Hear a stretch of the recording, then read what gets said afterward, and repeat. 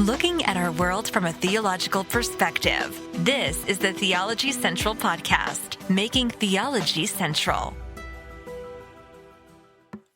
Good morning, everyone. It is Wednesday, June the 23rd, 2021. It is currently 8:48 a.m. Central Time, and I'm coming to you live from my house here in Abilene, Texas. I'm here inside of my study. My study is located inside my house. My house is located on Moonlight Drive. Moonlight Drive is located in Abilene, Texas. Okay, enough with all of that. You know where I am. I'm coming to you live from my study. No, I'm not at the church right now. I will be back at the church today around 4:30 p.m. Central Time to do a number of hours of live broadcasting. So if you want to listen to me live later this evening, tune in around 4:30 p.m. Central Time. And if there's something you want me to cover, some theological question, a biblical passage you want us to look at, whatever the case may be, give me that information ASAP so that when I arrive at church, I have all of that ready to go and I can just start going from one topic and addressing and answering questions and doing all of that this afternoon, all right? If you don't do that, then I'll determine what we talk about this afternoon, okay? And hopefully, if I'm the one making the decision, hopefully I will decide on something that you'll find to be very beneficial and helpful. Now, this is going to kind of serve as a special broadcast in our series on the Imitation of Christ. Now, if you don't know, The Imitation of Christ is a very famous book written by Thomas à Kempis. It's been extremely influential in Christian history and church history. Again, it's called Of the Imitation of Christ or The Imitation of Christ by Thomas à Kempis, depending on the version of the book you purchase. There's all kinds of different translations, and well, if you go look, you'll see what I'm referring to. We've been talking about this book now, I think, well over a year. Some people have loved the series. Some people seem extremely indifferent to the series. But whether you love it or indifferent to it, we've got a very important subject to discuss this morning. And this is the situation. This is what I'm going to do. I'm going to read from the chapter that we're currently on, which is chapter 3, again, of The Imitation of Christ by Thomas à Kempis. This is a chapter entitled Meditation on Death. Meditation on Death. Already, you can tell that it's a very serious chapter dealing with some very serious issues. But in the chapter, as you're getting closer to the end of the chapter, Thomas à Kempis writes kind of a sentence. I think it's a sentence. I don't even think it's a full paragraph. That when I read it, it just made me stop and go, wait a minute. We've got to really think about this. We've got to really consider this from a biblical perspective. All right. Now, let me just try to lay the foundation for this. Let me kind of set the stage for this. All right. Now, again, I'm going to kind of hand this over to you for you to do the work. And then whatever you discover, your thoughts, your opinions, you can email them to me at newsif@yahoo.com, newsif@yahoo.com. Now, within Christianity, I think there is a very common way of thinking that I'm not sure is completely biblical. All right. So I'm going to have to I've got to be very careful what I say here, because I may say something that to many people, you're going to hear it and think, wait, that's heretical. That's wrong. But I want you to really think about what I'm saying. All right. So let's first establish a very important fact. And we all know this to be true. There is sickness, there is pain, and there is death in this world, and it can be clearly it all originates because of the fall. When Adam and Eve fell, sin entered into the world. All of the world was subjected to vanity. There is death, there is suffering. All of creation groans. We groan under the curse of sin. We have bodies, obviously, that because of the curse of sin, they get sick, ultimately physical death. So pain, suffering, and death, all of that is a result of sin entering into the world. I think that's a very common belief within Christianity.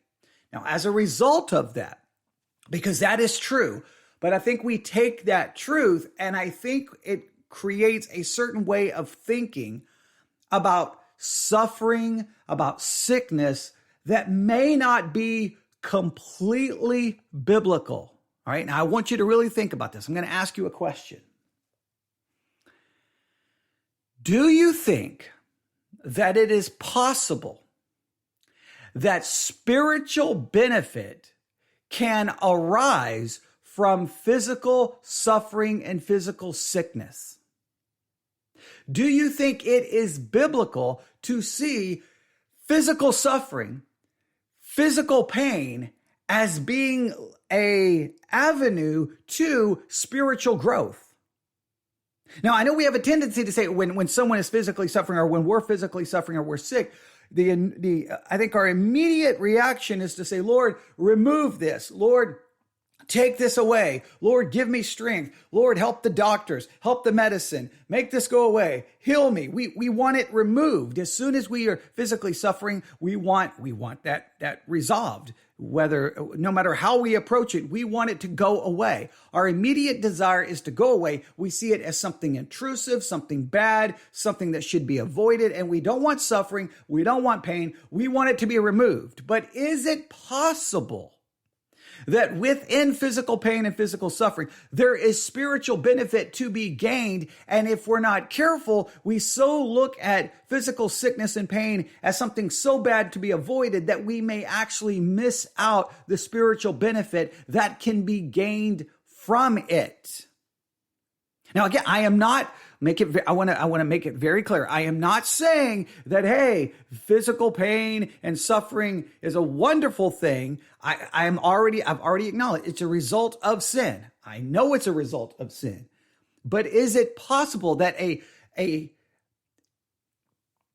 accurate theological perspective, an accurate biblical perspective when it comes to suffering and pain and sickness and all of that is to, yes, see it as ultimately being a result of sin entering into the world. Yes, we acknowledge that. But in physical pain and suffering, we also see it, if we see it correctly from a biblical and theological perspective, that there is spiritual benefit to be gained from it. I want you to really think about that. Now, I'm going to read from Thomas à Kempis because he has a statement here that just really brought all of these thoughts to mind. All right. Here's what he says. All right. And I guess it is kind of a small paragraph, but here's what he has to say. All right. And this is on page 52 of The Imitation of Christ. Remember, The Imitation of Christ is broken down into different parts. This is book 1. All right, here we go. Thomas à Kempis writes, "You can do many good things while in health, but when you are sick, I see not what you are able to do. Few grow better by sickness, as also they who wander much on pilgrimage seldom thereby become holy."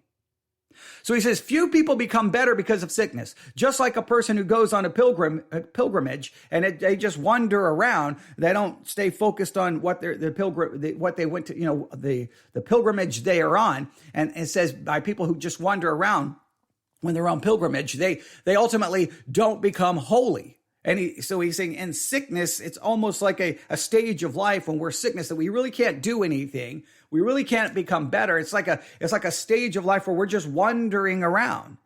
And I don't know if that is an accurate biblical perspective on suffering and sickness and pain. He almost sees it like, oh, you get it. I don't know what good can come from it. You can't do anything. No one ever really becomes, as his exact words, few grow better by sickness. Now he goes on to say more, but I want to just stop right there. I'm going to put the book down. And here's what I want you to do. I want you to think about this from a scriptural perspective. I want you to think of and try to find every scripture you could find that may help us build a biblical understanding of pain and suffering as being possibly something that could bring about great spiritual benefit. I want you to think of all the possible spiritual benefits that could arise from a time of sickness and pain and suffering. Now, we've got some examples of sickness, pain, and suffering for example, being inflicted on the church of Corinth. If you read 1 Corinthians, many people were coming to the Lord's Supper and they were partaking of it in an unworthy manner, and many had gotten sick and many had even died. Now, for those who got sick, was there any spiritual benefit to be gained from that sickness? There's one example. We have the entire example of Job, who suffered immensely. Was there any ultimate spiritual benefit by the time you get to the end of the book? Do you think there's some spiritual benefit gained through all of that pain and suffering? All right. How about, I think there may be some verses. Now, remember, I'm doing this on purpose because I want you to think about it. Is it possible that there are some verses maybe in the Psalms that kind of speak of maybe the benefit of being afflicted, of some kind of suffering? Does the psalmist seem to say, hey, when I was afflicted, I did this? Can you think of that scripture? Peter, does he not talk about the testing and trying of our faith? Could the testing and trying our faith involve sickness and physical pain? Could that be used somehow to bring about spiritual benefit? Thomas à Kempis seems to have the idea that no benefit comes from it. Few get better. Now, few may get better. That may be a true statement. Few get better, but is it because they did not take the opportunity to embrace the spiritual work of suffering? Again, what we tend to do is, I'm suffering. Everyone pray for this to be gone. Pray for this to be removed. And all we do is sit there and say, I want this to go. I want this to be over. Oh, I can't handle this. I hate this. I hate this. I hate this. Do we ever stop and go, wait a minute? Is there a possibility that there could be some spiritual good that could arise from this? And I'm not even talking about not even some great, horrible pain or suffering, just a normal, common kind of sickness that sets you, puts you on the sidelines, even for 24 hours or 48 hours. Is there something spiritually beneficial in that? Now listen, I'm not saying, suffering and sickness, it's good. No, it's ultimately the result of the fall. But in the midst of a fallen world in which we live, where suffering, pain, and sickness is going to occur, it's going to happen to everyone, in God's sovereignty, in the midst of that sinful reality that it is a result of that, is it possible that God can bring about something spiritually good in the midst of that type of thing? I mean, think about one of the key teachings of Christianity. Jesus Christ suffered. He suffered physical pain. He laid down his life. He died. But in his pain, suffering, and death, spiritual benefit is gained for those whom he died for, those whom he saves. Right? I think we can all agree with that. So does that set a foundational way of thinking that maybe is missing? It's always like, okay, we're suffering, get rid of it. Now, in some theological backgrounds, all sickness and all suffering is almost associated with a demon, the demon of headaches, the demon of cancer. And it's like rebuke it's almost always associated with a demonic work. But in God's sovereignty, we live in a fallen world. Sickness and disease, these things just happen because we live in a fallen world. It doesn't even require a satanic attack or influence in any way, shape, or form. But in the midst of this reality that we live in a world that is subjected to vanity, look at Romans chapter 8, and therefore all of creation groans and we groan in it. He subjected it in hope. There's an ultimate hope that will arise from it. We've been talking about this in our sermons on Romans 8. You can go listen to them. But I just think that maybe we have I think maybe we need, that our thinking needs to be a little bit more nuanced, that there are layers here to be considered. The reality is, let's go through it this way. The reality is physical suffering, pain, and death came into creation because of the fall. We can acknowledge that. Suffering, pain, and sickness is something everyone in this world is going to experience at different levels at different times. Everyone's going to experience it. That is true. we have a tendency as soon as we experience it to want it removed, and we complain about it and we don't like it. Is it possible that we're missing out on spiritual benefits that can arise from it if we would approach it from a more biblical perspective? I think the answer is that there is spiritual benefit to be gained from it. Not saying that we have to go, yay, it's wonderful, but we go, okay, this is the reality I'm experiencing. And I'm not saying don't pray for healing or pray for it to be removed or seek medical help. I'm not saying not to do that. I'm saying that in the midst of all of that, do we need to change our thinking that we can also gain the spiritual benefits that come from it? What we need to do is establish that there are spiritual benefits that come from physical pain and suffering, physical sickness. Your job, it's not even if you choose to accept it. Your mission is, you don't even have the opportunity. If you don't do this, I'm going to come to your house. Okay, I'm joking. But if you will participate, I think it would be beneficial for all of us. And I can't wait to see what you discover. Start putting together passages of scripture that you think seems to indicate, you know what? I think the Bible seems to indicate that there's something spiritually beneficial in the midst of physical pain, suffering, and sickness. There are some verses that seem to indicate something good that could arise from it. Let's put those verses together, and then let's try to make a list of all the possible spiritual benefits. All right. Now we want to be very biblical. We want to make sure we're accurate. We don't want to be ripping verses out of context. But I think this is worthy of our thought and meditation. All right. Now I'm going to stop right there. Okay. Now the quote I gave, let me just, for those who may be interested in looking at it, it's in the chapter 23, Meditation on Death, in my edition of the book. It's on page 52. And it's just a little small section there. And then, in fact, immediately after it, the very next paragraph begins, put not your confidence in friends and kindred. All right. So immediately he just changes the subject. It seems so out of place. He just says, you can do many good things while in health, but when you're sick, I see not what you're able to do. Few grow better by sickness, as also by those who wander much on pilgrimage, seldom thereby become holy. And then he just kind of moves on. It's very interesting section.